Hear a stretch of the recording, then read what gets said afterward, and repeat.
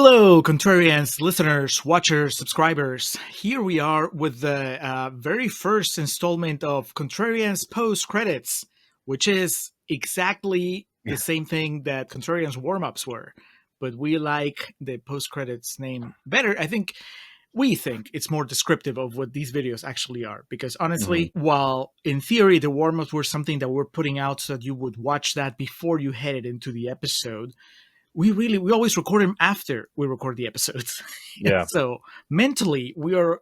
I mean, even in the videos, we reference that we've already done the episode. So it makes. We more got in the sense. habit of referencing the YouTube video and the episodes and stuff. So it's Yes. Like, this is a warm up for no one. Yeah, a warm up in name only. So Contrarians post credits. It makes me think of the MCU, and so Alex has been generous enough to Walked right into that one. Yeah. All right. So it's still the same. It was the Pirates movies, right? That initially set the post credits trend. Probably as far as mainstream blockbusters. I mean, it existed before, but like as far as like, got to hang around in the theater until afterwards. You got to see Orlando Bloom coming back to shore, like holding on to the mast. That was I think the weekend I started working for Cinemark, that was the weekend that one came out. And I remember like I was so green to everything.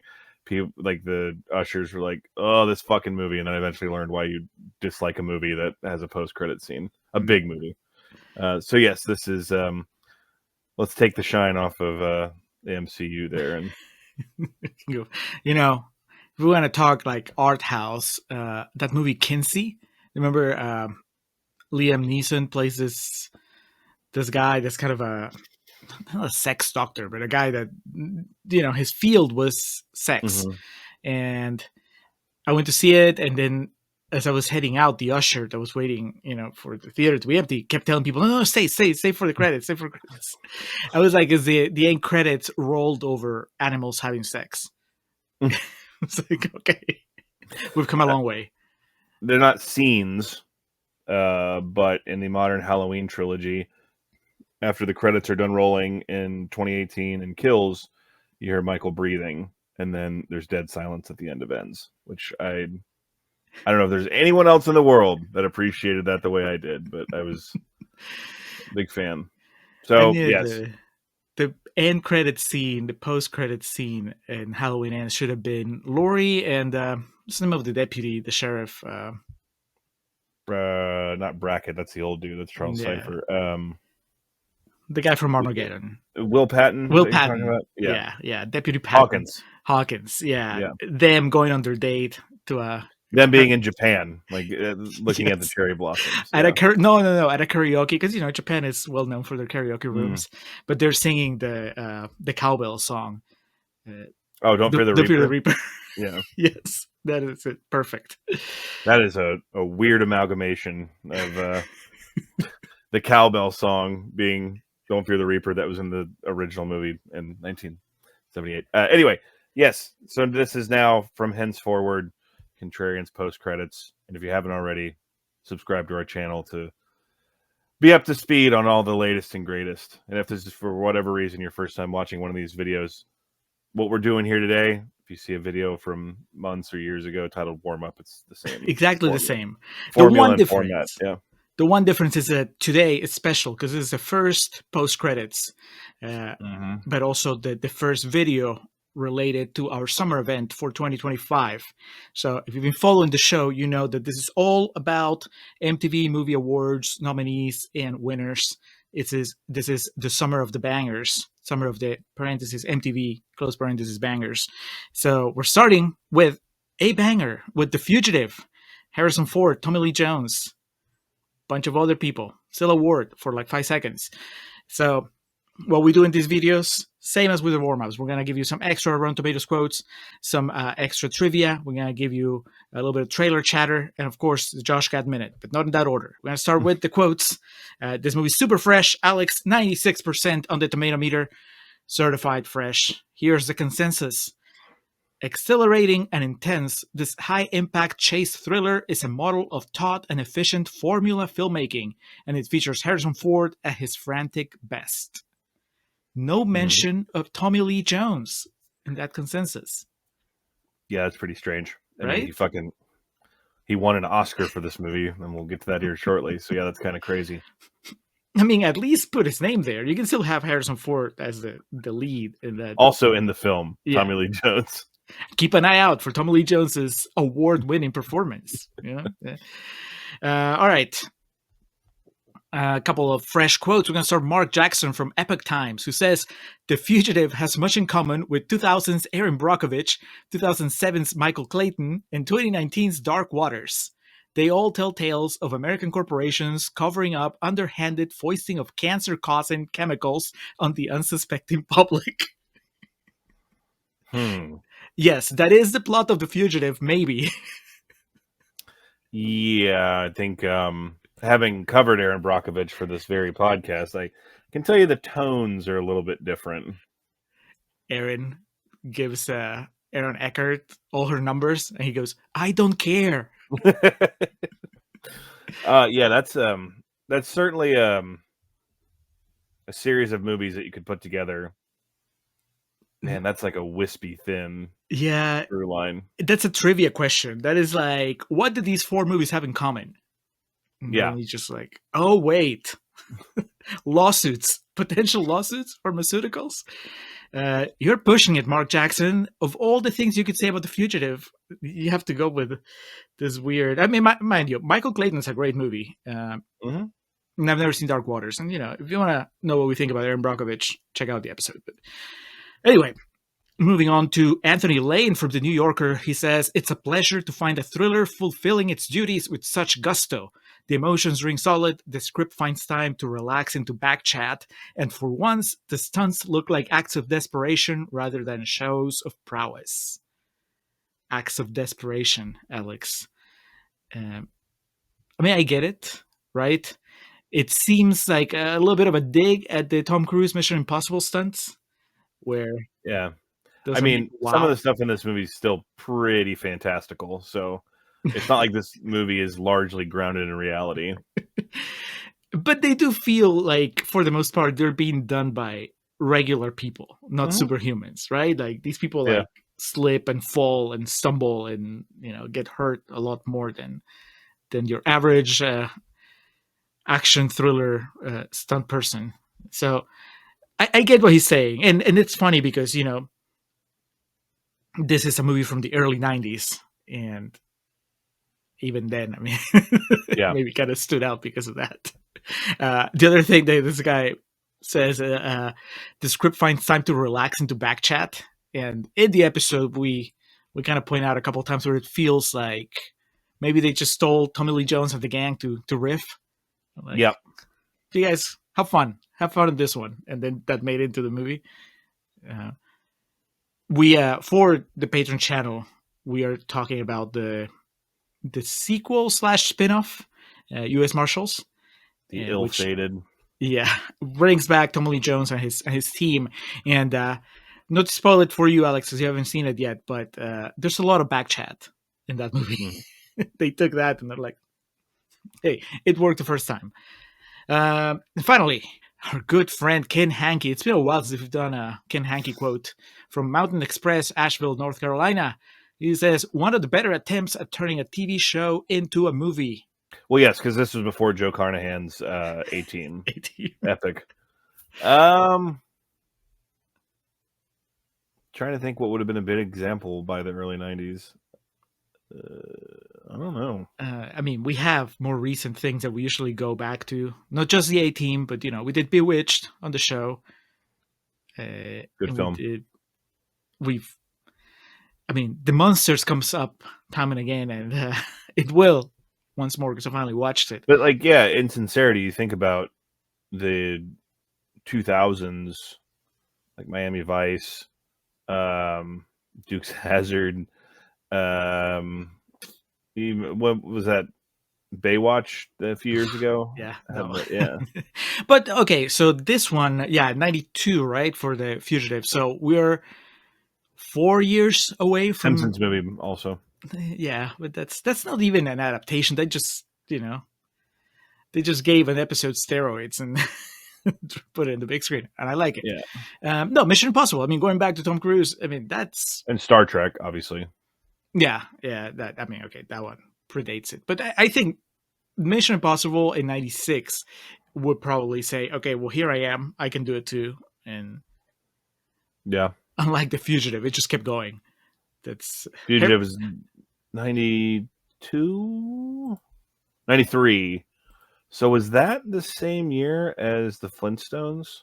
Was that a dig at the much contrarian celebrated live action film, The Flintstones? Embry winner, The Flintstones. I'm sorry, that came out the following summer. So Okay. yeah, like if The Fugitive can do it, we can. The Addams Family. When does The Addams Family come out? that might have been 90. Yeah, that sounds about right. Yep, 1991. Good one. Okay, well, I thought it was celebrated enough. I mean, it got a sequel, so yeah. Still, didn't have a cameo from Sam Raimi though. That distinction belongs to the Flintstones. yeah. Whatever the case, King Hanky, your point is well made. More often than not, those TV adaptations, especially back then, I think that they were tougher to nail. Well, those are the quotes, Alex. Let's talk about the trailer. Let's do some trailer chatter. The trailer is very. It prominently features what you referred to in the episode as what you believe to have been the scene they played for the Best Picture or for Tommy Lee Jones. Best Picture. Okay. I think. I mean, I could be wrong, but yeah, the Oscars. You know how they do the clip before they, they do a clip for each of the movies throughout each of the Best Picture nominees throughout the ceremony. And so I'm pretty sure that was the one. And it's the one that a lot of people know about. Tommy Lee Jones just basically setting it up and saying, this is what we're going to do. And it ends with, your fugitive name is Dr. Richard Kimball. I remember from as a child, I remember the main thing from this trailer.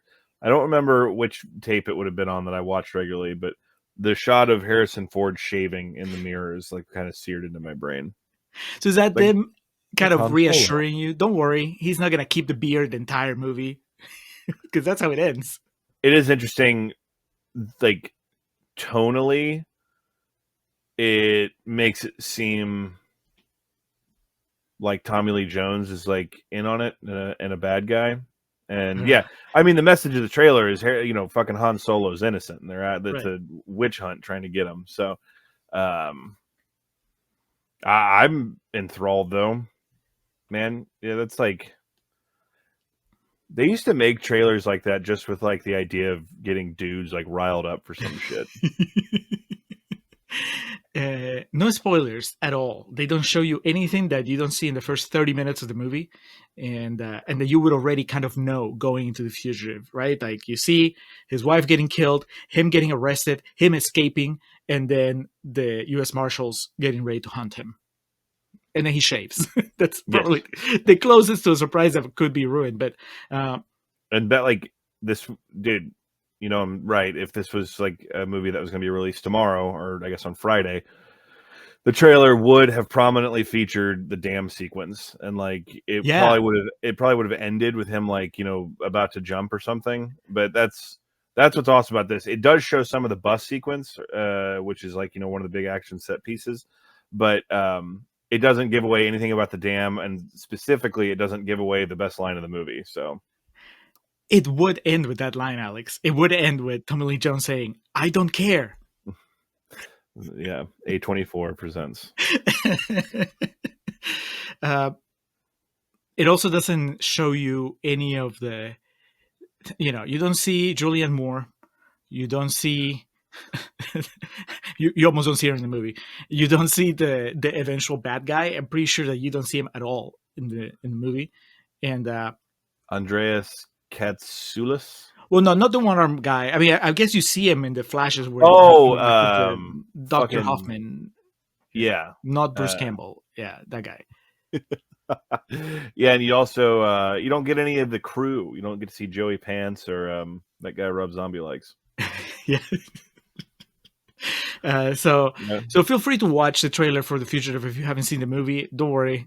Not going to spoil any of the twists and turns. You're not going to see the Irish parade or any of the other fun happenings.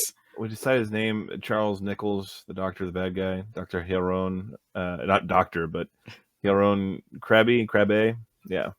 No mention of him. No, that's right. They take him for the movie. So that's the trailer. Pretty straightforward.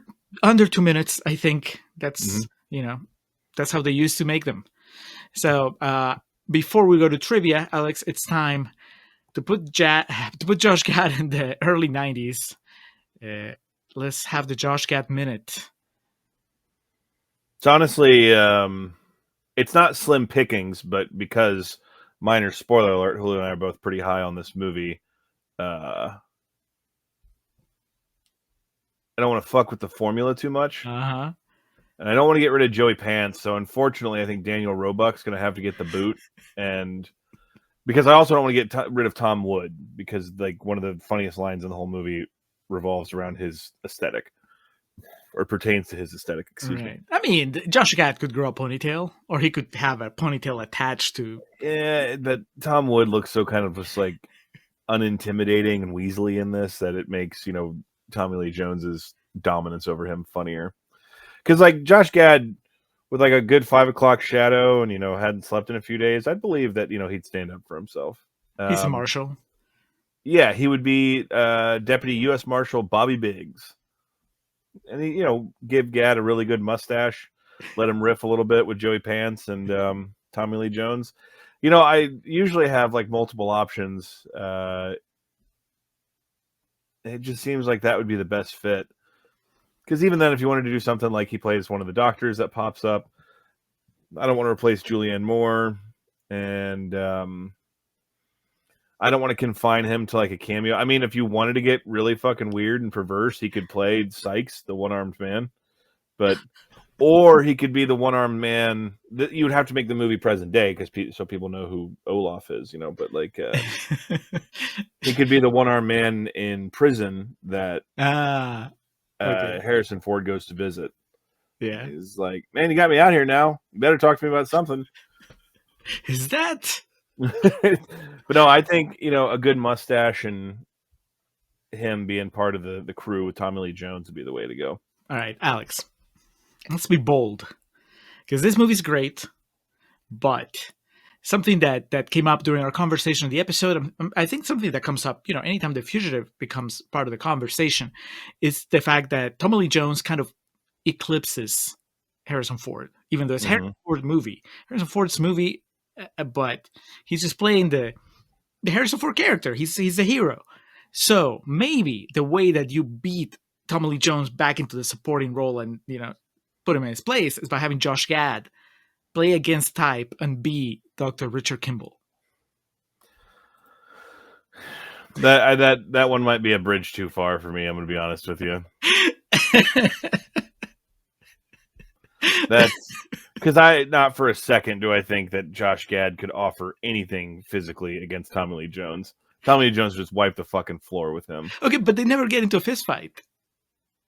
And I also don't know if I believe that Josh Gad would have the stuffing in his shorts to grab a gun and pull it on Tommy Lee Jones either. Desperation, man. It's true. Makes men do crazy things. Yeah. So maybe, but I'm not sure. I fear it would tinker with the film. Well, yes. I think that whether it works or not, you can guarantee a widely different motion picture there. Josh Gad, I believe in you. Hit us up for that Fugitive remake. We can make it happen. All right. Well, let's close down with some trivia, Alex. What do you have? All right. So The Fugitive was released on July 29th. It premiered, on July 29th of 1993. Wide release on August 6th of that same year. So just a week later. Budget of $44 million with a box office return of $368.9 million. This movie was a bit of a sensation, as I like to say. It opened strongly, grossing about $24 million in the first weekend, replacing Rising Sun as number one, and surpassing Unforgiven as the biggest August opening weekend. Unforgiven, another movie we've covered. Yeah. For 6 years, the film would hold on to this record until 1999, when it was surpassed by yet another movie we've covered, Julio. Care to take any guesses? August of 1999. A fucking sleeper hit at the time that launched an unforgiving career. No, it's not Avatar. Hang on, 99. I was still living in Peru. The Sixth Sense? Mm-hmm. Yeah, Good okay. one. All Yep. right. The Unforgiven Career would be Shyamalan's, not Haley Joel Osment's. And I'm not saying Unforgiven in a good or bad way. It's pretty sure he's made what he's wanted to make, and it's Still does. It's worked out for him. He ain't eating pork and beans anytime soon, man. The film, this now going back to The Fugitive, eventually went on to gross an estimated $184 million in the U.S. and Canada, and $185 million in foreign revenue. Total worldwide gross of almost $370 million. It was the first major American film to be screened in the People's Republic of China nearly a decade after a revenue-sharing agreement was made with the China Film Import and Export Corporation, placed heavy restrictions on foreign films. And it looks like the previous... Man, this is so America. The previous movie that was released in China, American film, was First Blood. So as a first run, when it came out, that movie came out in 82 and it was released in China in 85, and then the next one was The Fugitive. Can you imagine if you're a Chinese citizen and the internet is not a thing back then, so you just basically, what do you know of America is whatever you see on TV and movies. Yeah. And that's been very limited, and here it comes, The Fugitive. This is what it's like now. Innocent men chased by ruthless marshals, but with a happy ending. I mean, there's largely a reason everyone else in the world has the perception of America that they do, but yeah, in the early 90s in China, if all you had were those two movies to go off of, it's like, good Lord. VHS and Laserdisc in March of 94 was released. I just bring that up because Laserdisc is the final frontier that I really fear one of these days I might get into. I don't know, though. If it didn't happen during COVID, I don't know if it's going to happen. So, and recently, in the past, looks like just about over a year ago, excuse me, 4K, it got a 4K release for the 30th anniversary. So it's available in any type of home media you would like to have it in. The film was nominated and won several awards in 1993, 1994. That's going to bring us here to kind of our final talking points of this, because we got to circle in the fucking MTV Movie Awards. Various film critics included the film on their lists of the top 10 best films of the year, including Roger Ebert, who named it the fourth best film of 1993. Before we get to the reason for the season, this movie also happened to get nominated for several Academy Awards, because things truly used to be better. It was nominated for Best Picture, Best Supporting Actor, Best Cinematography, Best Film Editing, Best Original Score, Best Sound, and Best Sound Effects Editing. We already kind of spoiled this, and it was the one and only Oscar it took home. Tommy Lee Jones won for Best Supporting Actor, and the only Academy Award he has ever won, which we kind of talk about realizing in real time in the episode, like, holy shit. It was been in Lincoln. Yeah, I thought he won for Lincoln also, but it's not to be. It lost its Best Picture nomination to Schindler's List, which beat out, in addition to The Fugitive, In the Name of the Father, The Piano, and The Remains of the Day. The Fugitive just being in that is so awesome, dude. People just holding on for dear life to the one crowd pleaser. In the supporting actor category, Tommy Lee Jones defeated Leonardo DiCaprio for What's Eating Gilbert Grape, Ralph Fiennes for Schindler's List, John Malkovich for In the Line of Fire, and Pete Postlewaite for In the Name of the Father. So, go Tommy.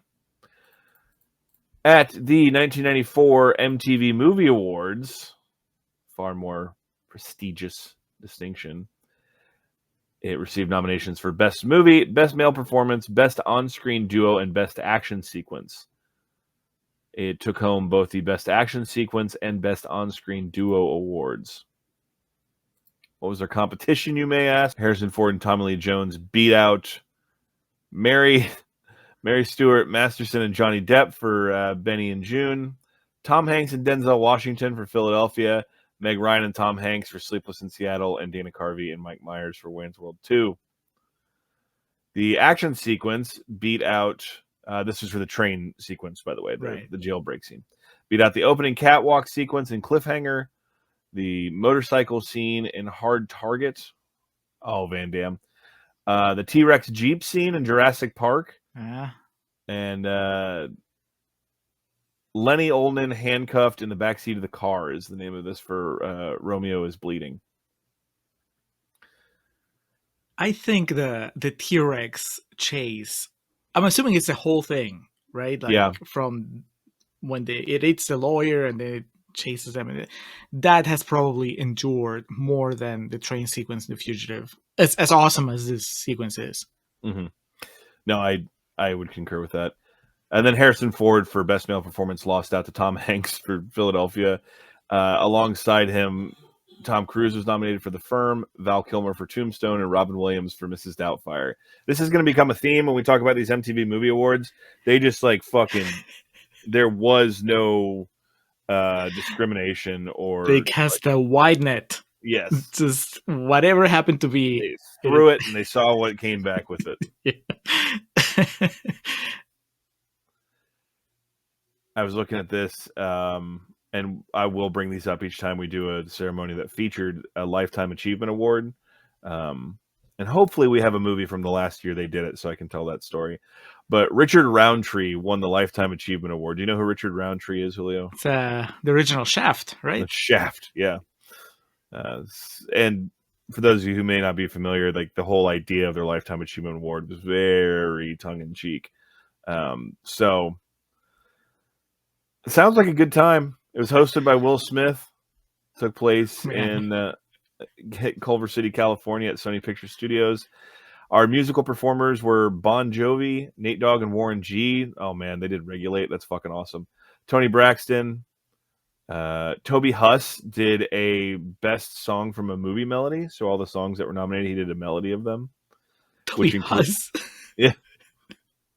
Yep. That includes Michael Jackson, Will You Be There from Free Willy, Bryan Adams, Rod Stewart, and Sting, All for Love from Three Musketeers, UB40, Can't Help Falling in Love from Sliver. Sliver. Okay. Yeah. I was going to say Speed 2. That's later. The Proclaimers. I'm Gonna Be. That's five. I didn't know 500 Miles was written for a film. That was for Benny and June. Learn something new every day. Bruce Springsteen, Streets of Philadelphia, great fucking song. Yeah. And Celine Dion and Clive Griffin for When I Fall in Love from Sleepless in Seattle. I could have sworn Sleepless in Seattle was a film from the 80s. So when I was reading this, kind of like boning up for this, I was like, what? You're thinking of the first Meg Ryan, Tom Hanks movie. Is that The Money Pit? No, that's Shelley Long. No, it's... oh, you're right, yeah. Joe versus Volcano. That one has to be 80s. Oh, man, just missed the cutoff. That was 1990. So. Well, might as well be the 80s. No, yeah. So, if anything I just read to you does not nail home, it used to be better. I don't know what I can do for you, brother. The rounding out the remaining performers, John Mellencamp performed, and the Backbeat Band featuring Mike Mills of REM, Dave Grohl of Nirvana, Dave Pirner of Soul Asylum, Thurston Moore of Sonic Youth, Don Fleming of Gumball, and Greg Dooley of Afghan Wings. You don't get that at the Oscars. No, you do not, my friend. My two takeaways is that Tom Hanks had Sleepless in Seattle and Philadelphia in the same award cycle. Yeah, that's crazy. And then I don't know when the line is, where is it, which year, but I mean, there comes a point in Will Smith's career that you wouldn't imagine he would host anything.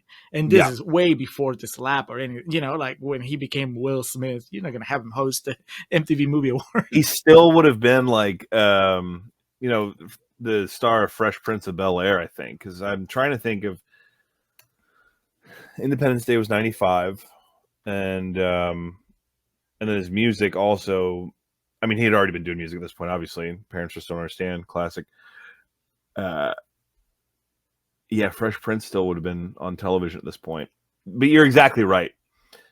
Because Will Smith, like, not necessarily overnight, but by the end of 1996, he's like a bona fide A-lister and stays that way for the next, 25 years. So a fascinating piece of business here and a fascinating timestamp.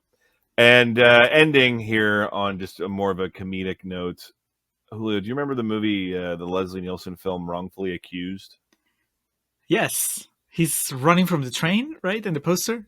The poster is the fugitive. He's running from the train, but he's also holding a prosthetic arm in his hand as he's running away from the...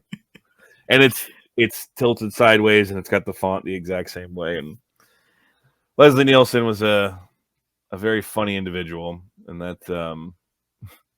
I know I'm that's a real hot take for me to have, but I remember the box of that from the video rental store, and having watched this in such close proximity, I revisited the poster and I was just laughing at that image alone. So double feature for you there, some action and some comedy. I guess I've never seen it, but it's probably the equivalent of watching Bram Stoker's Dracula and Dracula Dead and loving it.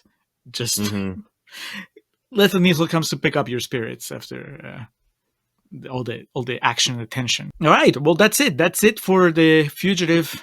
We are done with it. We're moving on to another MTV Movie Awards nominee/winner.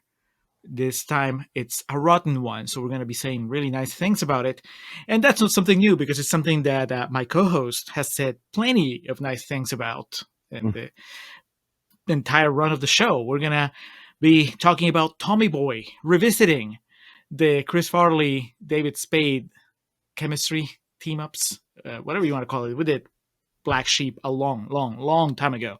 So me not being a fan of Black Sheep, you can understand my trepidation going into Tommy Boy. But, I mean, it won Best On-Screen Duo, so there has to be something to it. So watch Tommy Boy. It's an American classic, I hear. And we'll be here with a full episode and a video post-credits pretty soon. So until then, thank you for watching. Thank you for listening, for subscribing, and we'll talk to you again soon. Take care.